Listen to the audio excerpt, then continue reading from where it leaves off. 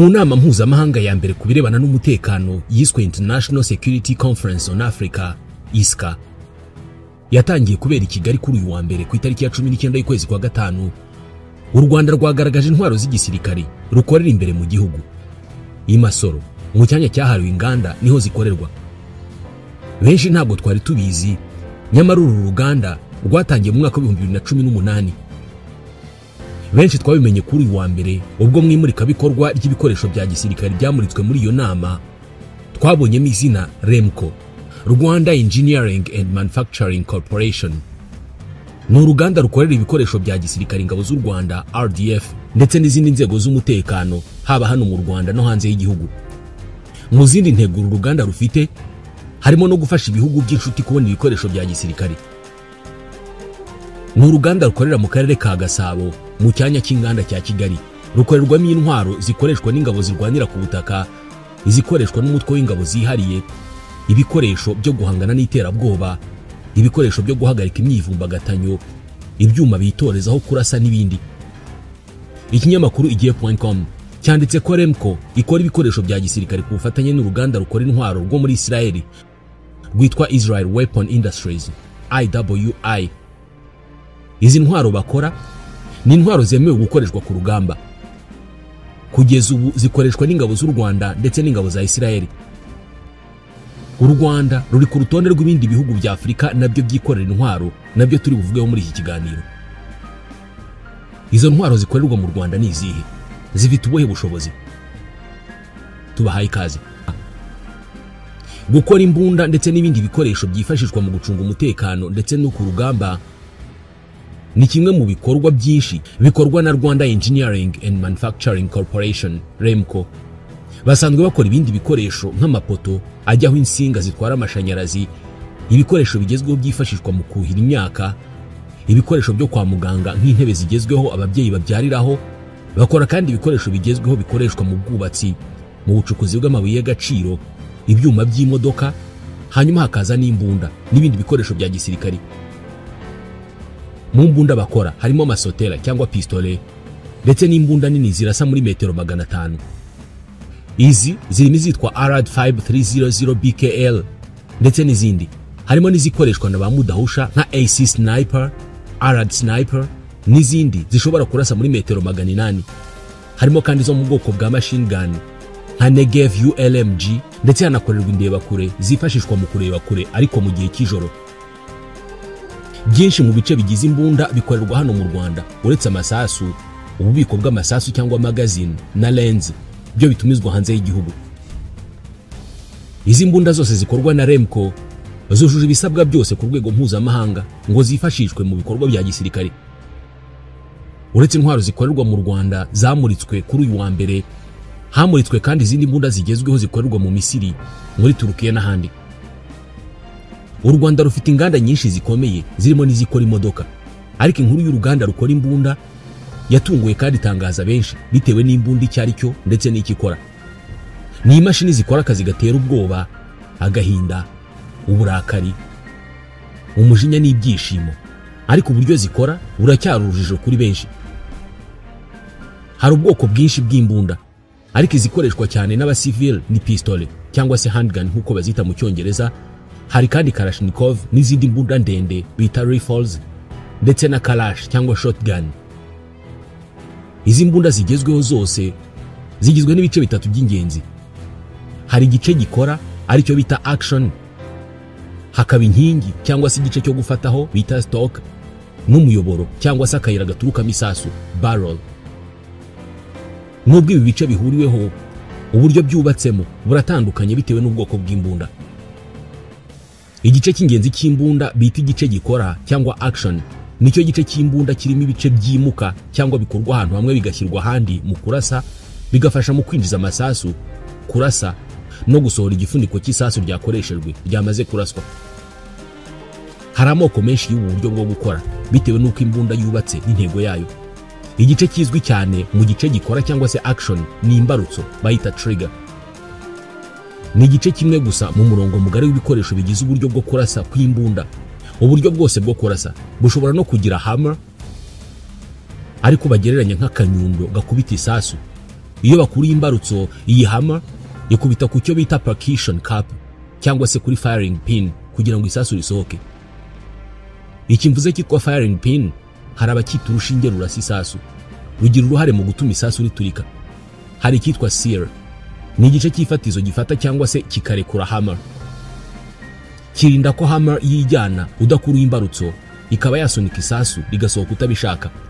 Ikindi gice cyitwa disconnector, ni igice kirinda ko imbunda irasa inshuro nyinshi umurasha atabishatse, kigenzura ko urasa buri gihe ari uko ukuruye imbarutso kandi washyize isasu aho rigomba kujya ngo riraswe. Iki gikoreshwa cyane cyane mu mbunda za semi automatique. Ikindi ni cyitwa safety, ni igice kirinda ko trigger cyangwa se imbarutso yikoresha bidateguwe, gifasha imbunda kuba itarasa igihe idateguwe neza. Usibye kuba zimwe muri izi mbunda zikorerwa mu Rwanda zikoreshwa n'inzego z'umutekano z'u Rwanda, u Rwanda rusanzwe runakoresha ibindi bikoresho bigezweho bya gisirikare birimo nk'akajugujugu za Mi-24 zakozwe n'uruganda rwitwa Mir rwahoze muri leta ziyunze z'abasoviete. Akamaro kazo ni ukwataka. Izi kajugujugu kandi zirimo Mi-35 nazo zakozwe na Mir y'abasoviete. Harimo kandi Mi-817 nayo yakozwe na Mir. Hakabamo indege zitwa Diamond DA-42 Twin Star zakozwe n'uruganda rwa Diamond Aircraft Industries rwo muri Australia. Izi zigenewe gutwara abantu. Harimo kandi zitwa Cessna 208X zakozwe n'uruganda rwitwa Cessna rwo muri leta zunze ubumwe za Amerika, nazo zikora akazi ko gutwara abantu. Harimo kandi na za drone zo mu ntambara izitwa Unmanned Aerial Vehicle zo mu bwoko bwa Bayraktar TB2 zakozwe n'uruganda rwa Bayraktar rwo muri Turukiya. Harimo kandi ibifaru bya T-55 byakozwe n'abasoviete, hakaba byitwa Tyrant 5 byakozwe n'abanya-Israeli, hakaba ibimodoka by'intambara bya AML 90 byakozwe n'abafaransa, ibifaru by'abasoviete bya BMP-1, iby'abanyafrika y'Epfo bya Ratel AFV, iby'abasoviete bya BTR-60, iby'abafaransa bya Panhard M3, iby'abashinwa bya WZ-551 n'ibindi byinshi cyane. Uru ruganda rwa Rwanda Engineering and Manufacturing Corporation REMCO rukorera imbunda mu Rwanda ndetse n'ibindi bikoresho byo mu zindi nzego rwashinzwe mu mwaka wa 2018 rugamije gutanga imashini n'ibikoresho byujuje ubuziranenge bihuye n'ibikenewe mu nzego zitandukanye zirimo iz'ubuhinzi, ubwikorezi nk'ibyuma by'imodoka, ubwubatsi, igisirikari, ingufu n'ubuvuzi. Ni uruganda kandi ruvuga ko rugamije kwitangira ubuhanga bwo gukora ibintu neza no kurengera ibidukikije. REMCO ntabwo garukira gusa ku gutanga ibicuruzwa, ahubwo banatanga services z'inzobere zirimo ubufasha bwa tekinike, amahugurwa yihariye hamwe no gutunganya no kubungabunga ibikoresho mu buryo burambye, byose bigamije kunoza imikorere yabyo. Bavuga ko bashaka kuba uruganda ruhiga izindi mu isoko ryo mu gihugu ndetse no ku rwego mpuzamahanga, bakora ibicuruzwa bishya kandi bifite ireme rihanitse.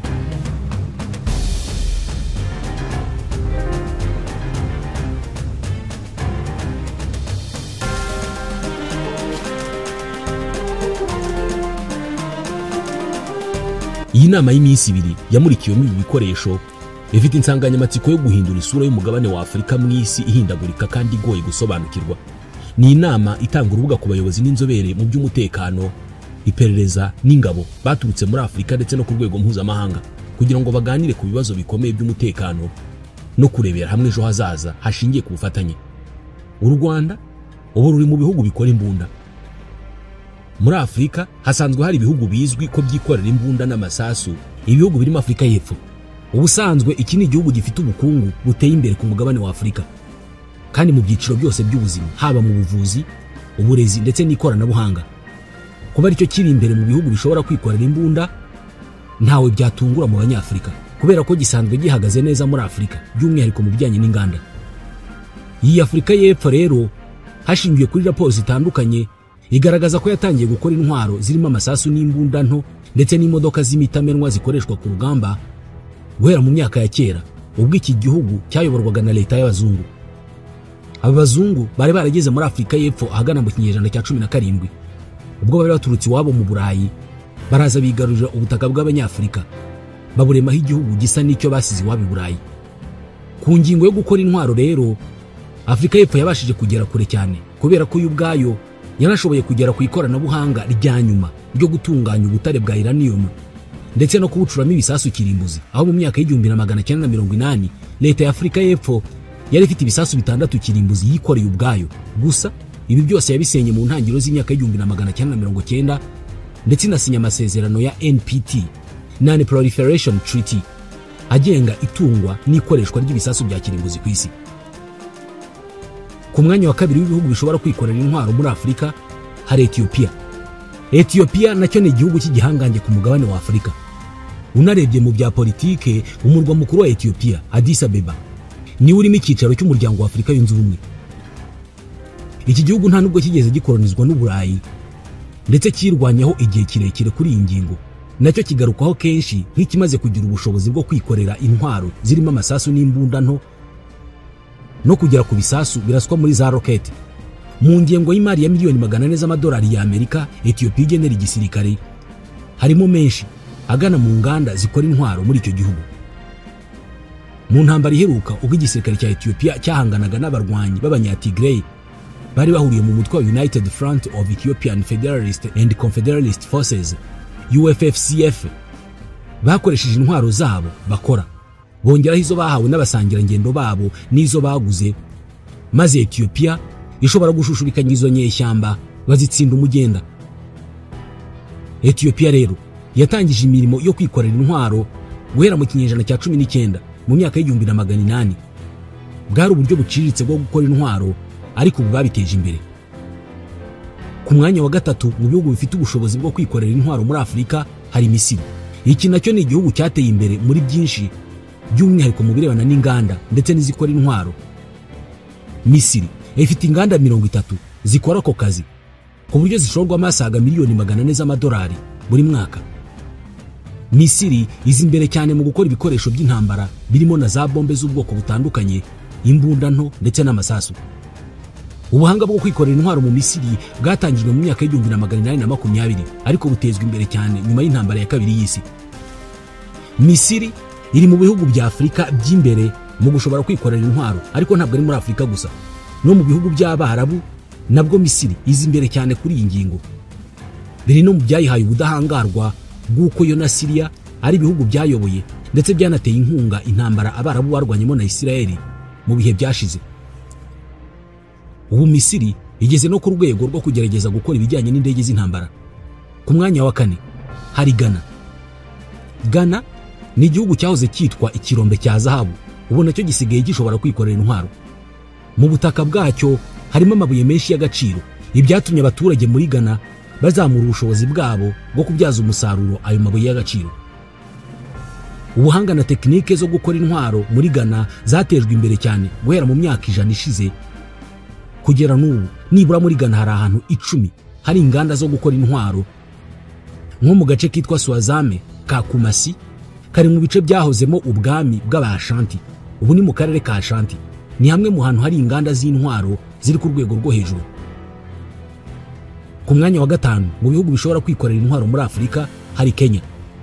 Iki gihugu cya Kenya kiri mu bice bya Afurika y'Uburasirazuba, cyamenyekanye cyane by'umwihariko ku byanya nyaburanga biboneka muri iki gihugu, binatuma kiza imbere cyane mu bihugu byinjiza amadolari menshi cyane aturuka mu bukerarugendo. Birashoboka ko hamwe muri aya madolari leta ya Kenya yashora mu nganda zayo zikora intwaro. Izi ntwaro zatangiye gukorerwa muri Kenya mu mwaka w'1997, n'ubundi mu mishinga yatangijwe ku burenganzira bwa Minisiteri y'Ingabo ya Kenya mu byiswe KOFC, Kenya Ordnance Factories Corporation. Rero guturuka muri iyo myaka, igihugu cya Kenya ku bufatanye n'ibindi bigo by'abanyamahanga nka FN, Hastor of Belgium, Kenya ifite ububasha bwo kwikorera imbunda nto n'amasasu, ku buryo ifite ubushobozi bwo gukora amasasu ari hagati y'ibihumbi 60 n'ibihumbi 70 buri munsi. Mu mwaka wa 2012, kompanyi y'ubucuruzi yo muri Afurika y'Epfo ya Osperi Logistic yavuze ko yashyize muri Kenya ahantu izagiteranyiriza ibimodoka by'intambara bya Mamba MK5, aho yari ifite gahunda yo gukora ibigera ku 100 mu gihe cy'umwaka umwe iyi kompanyi itangiye gukora imirimo yayo. Gusa nubwo Kenya ikora ibi, ntabwo irashobora gukora amasasu akoreshwa mu mbunda ya AK-47. Imbunda ikomeye cyane kandi yamenyekanye yakozwe n'Abarusiya mu mwaka w'1947, ikaba imbunda ikoreshwa hose ku isi, by'umwihariko ku mugabane wa Afurika. Ku mwanya wa gatandatu mu bihugu bishobora kwikorera intwaro muri Afurika hari Nigeria. Iki ni igihugu cy'igihanganye ku mugabane wa Afurika mu by'ubukungu. Gikesha ubwo bukungu amariba ya peteroli gifite, ku buryo n'abakire benshi batunze kuri uyu mugabane n'abanyanigeria, barimo Aliko Dangote utuza asaga miliyari 11 na miliyoni 100 z'amadolari ya Amerika. Ibi byose biri muri Nigeria bikomwa mu nkokora n'umutekano muke ugaragara muri iki gihugu, by'umwihariko mu bice by'amajyaruguru, ibice byayogojwe n'umutwe ugendera ku matwara akaze yitirirwa Islam, Boko Haram. Ariko nanone birongera bikaba igitangaza kumva nyine iyi Nigeria ifite umutekano ugerwa ku mashyi, iri mu bihugu bishobora kwikorera intwaro ku mugabane wa Afurika.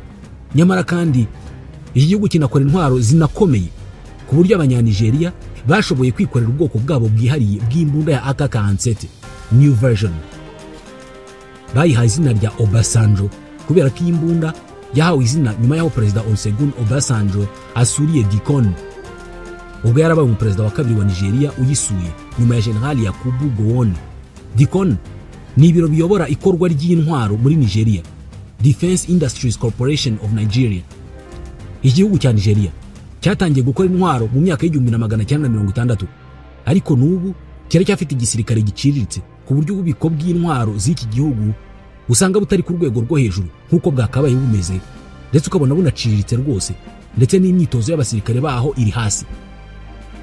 Nyamara Nigeria ni kimwe mu bihugu bifite igisirikare kinini rwose ku buryo leta igishora amasaga miliyari 1 y'amadolari, ariko ugasanga aya madolari anyerezwa n'abasirikare bakuru muri icyo gihugu. Bimwe mu bikoresho bikorerwa mu nganda z'intwaro muri Nigeria ubisangana igisirikare cya Nigeria, cyane cyane ibimodoka by'intambara nka IPV, CFM na UAVs, ndetse n'imbunda za bamudahushwa za Automated Sniper Rifle ASR.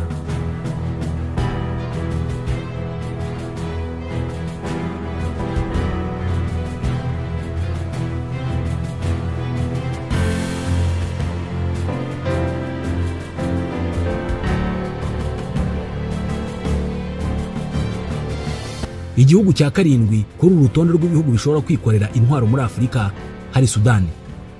Sudan yatangiye ubuhanga na tekinike byo gukora intwaro mu mwaka wa 1959, ariko Perezida Omar el-Bashir aho agiriye ku butegetsi yateje imbere cyane ibyo gukora intwaro muri iki gihugu, ubwo mu 1993 hashingwaga icyitwa Military Industry Corporation, ndetse hashingiwe ku bufatanye bwa Sudan n'Ubushinwa.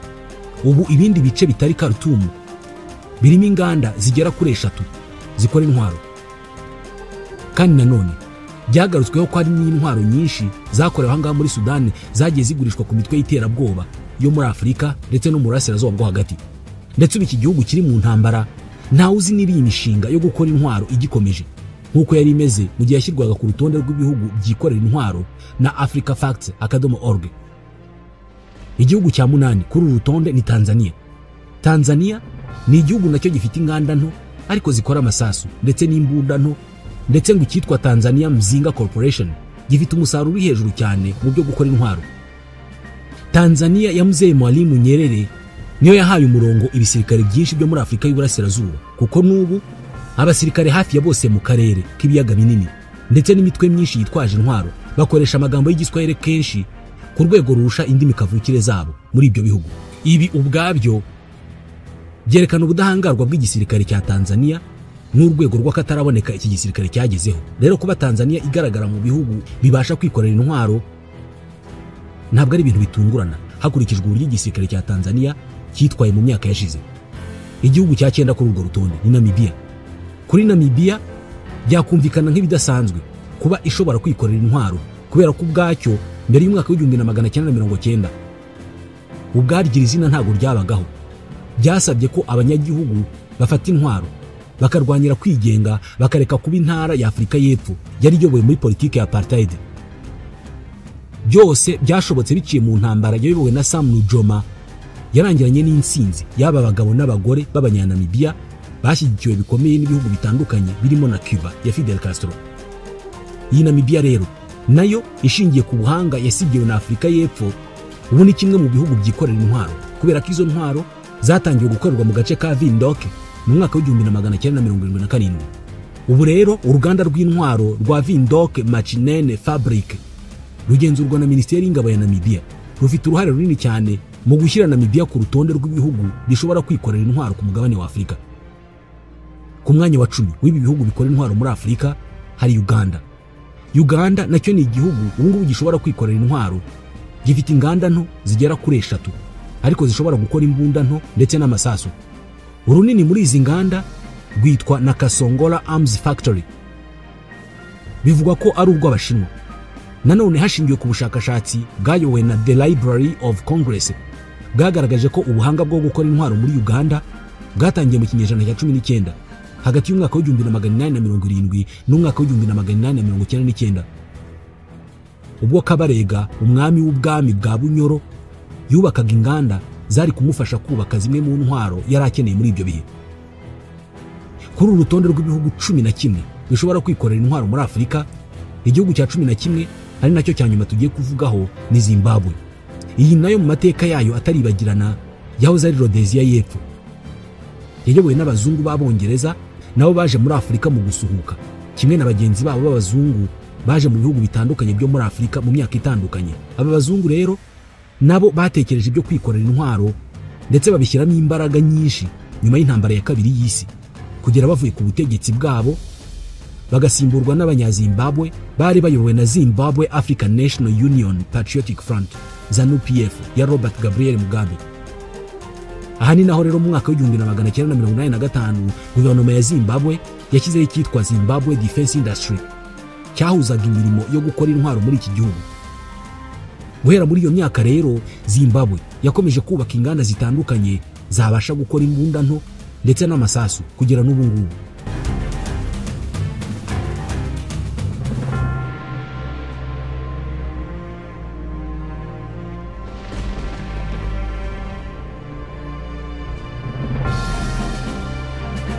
Uru rero ni rwo rutonde rw'ibihugu 11 muri 54 bigize uyu mugabane wa Afurika bishobora kwikorera imbunda.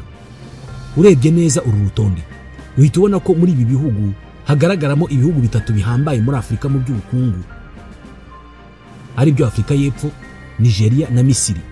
Ibi ni ibihugu bigaruka kuri uru rutonde, kandi hanagaragaraho ibihugu byahoze biyobowe n'abazungu nka Afurika y'Epfo, Zimbabwe na Namibia. Ibi birasa n'ibisobanura impamvu ibi bihugu bifite ubushobozi bwo kwikorera intwaro. Rero imbunda n'abasasu bikorerwa muri ibi bihugu n'ubundi ibyinshi biguma ku mugabane wa Afurika. Izi mbunda n'aya masasu bikorerwa muri ibi bihugu ibyinshi byica Abanyafurika. Ni muri Somalia, ni muri Repubulika ya Demokarasi ya Kongo, ni muri Central Africa n'ahandi. Ibi rero n'ubundi bikomeza kongera imikoreshereze y'intwaro ku mugabane wa Afurika, kubera ko nk'imbunda ya AK-47 mu bihugu bya Afurika yabaye nk'igikoresho cyo kwicungira umutekano. Ndetse ugasanga mu mico imwe n'imwe imbunda yabaye umuco, ahubwo kutayitunga nibyo byaba ari ikibazo, ku buryo usanga no ku masoko zigurwa nk'ibindi bicuruzwa byose. Ubwo kandi niko abayobozi bakuru muri Afurika, by'umwihariko abakuru b'ibihugu na za guverinoma, bakomeza imigambi yabo yo kugabanya urugomo n'ubwicanyi no gucecekesha imbunda.